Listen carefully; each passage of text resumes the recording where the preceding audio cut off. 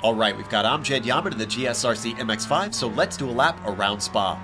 Coming up to La Source, you've got a great place for a pass, but be wary on the first lap. This hairpin is notorious for chaos, so be careful not to throw away your race by getting tangled up in the first corner.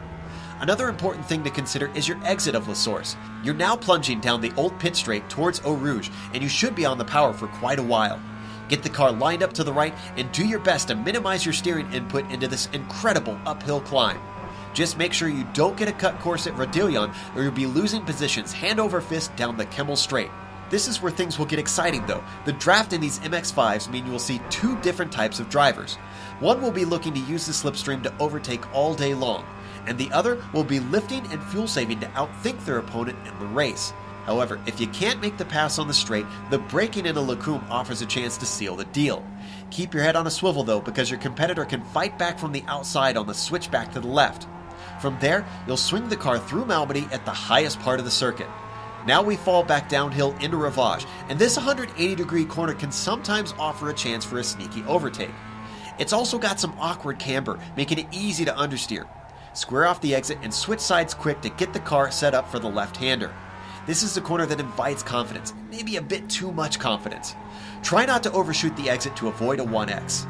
Now, if you look up, you can see the pit complex way down in the valley, but we won't be there anytime soon.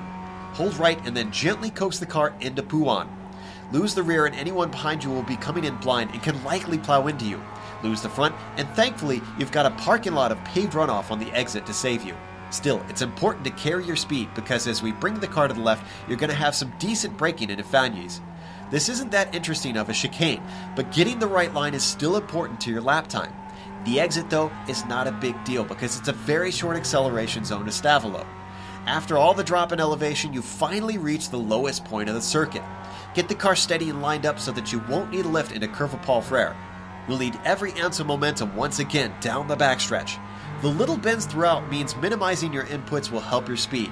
Just like the Kemmel Straight, draft battles are likely to take place on this stretch. It's just a little more awkward with the way the natural line weaves you across the track. You want to get single file by Blanchimont though. Even though it's flat out in the MX5, it's still not worth trying to go side by side. After that comes the braking for the bus stop chicane. This is your last best chance to get an overtake in.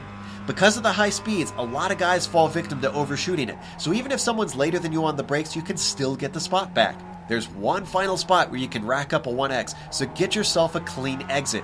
Hopefully, you held it all together, and as we come back to the line, we finished a lap around Spa.